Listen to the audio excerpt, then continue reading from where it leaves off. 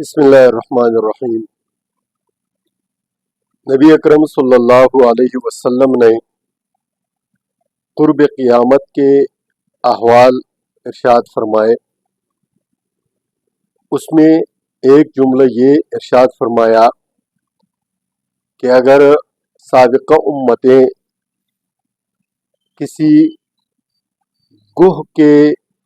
غار میں گھس گئے ہوں تو آپ بھی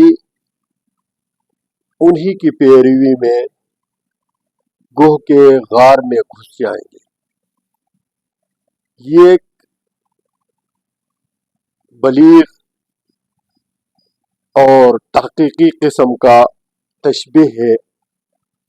جو نبی کریم صلی اللہ علیہ وسلم نے سابقہ امتوں کے عادات و خصائل کو اور اپنی امت کے آنے والے احوال کے درمیان میں یہ تشبیہ ارشاد فرمایا۔ تو جوہر ضبط کا ارشاد فرمایا، حالانکہ دنیا میں بہت سارے کیڑے مکوڑے حیوانات ایسے ہیں جو غار بنا کے جوہر بنا کے اس کے اندر گھس کر بیٹھ جاتے ہیں۔ نبی علیہ الصلوۃ والسلام نے یہاں ضبط کا جوہر کیوں کہا؟ اس کے پس منظر میں کچھ باتیں ہیں جو میں آج کے اس ویڈیو میں اپنے ناظرین کے گوش گزار کرنا چاہتا ہوں۔ چند خصوصیات ہیں جو گوہ کے غار میں ہوتی ہے۔ سب سے پہلا جو خصوصیت ہے اس گوہ کے غار کی وہ یہ کہ یہ انتہائی بدبودار، انتہائی گندا اور یعنی آدمی چاہتے ہوئے بھی نہ جانا چاہے، اس قبیح قسم کا غار ہوتا ہے۔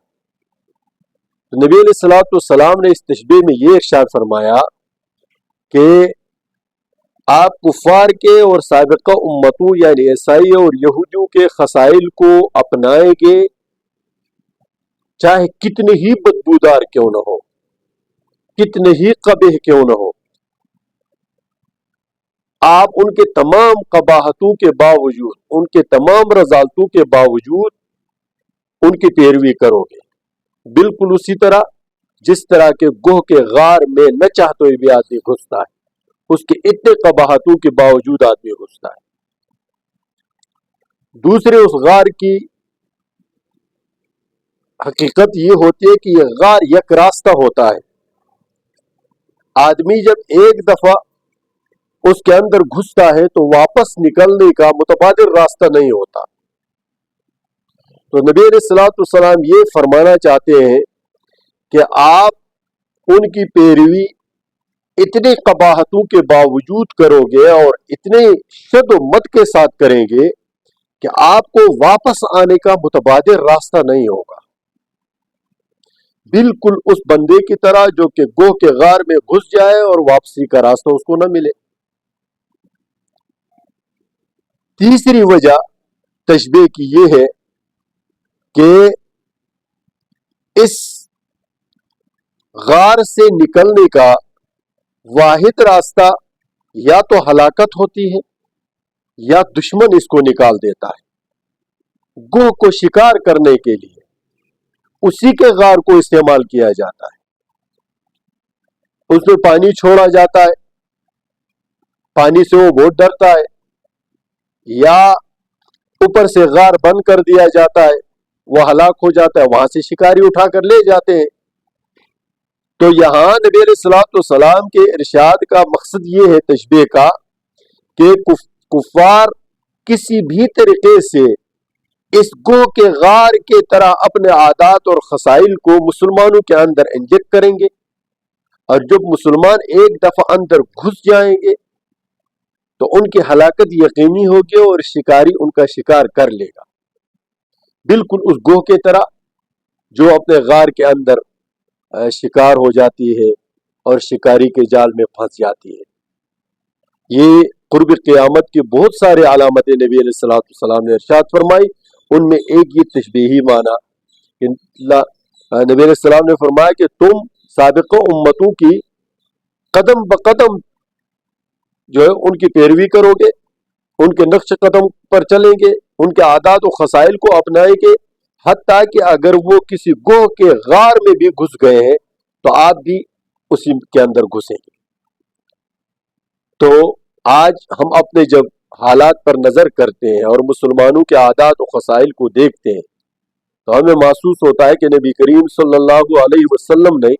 1400 साल पहले इन्हीं मुसलमानों को मद्देनजर रखकर यह इरशाद फरमाया था। और आज का मुसलमान ईसाई और यहूदियों के आदात और खसाइल को और उनके तरीक़ा हाय जिंदगी को अपनाने को फख्र समझता है और ये सोचता है कि मैं यूरोप की नकाली करके, मगरिब की नकाली करके मैं कितना अच्छा लगता हूँ।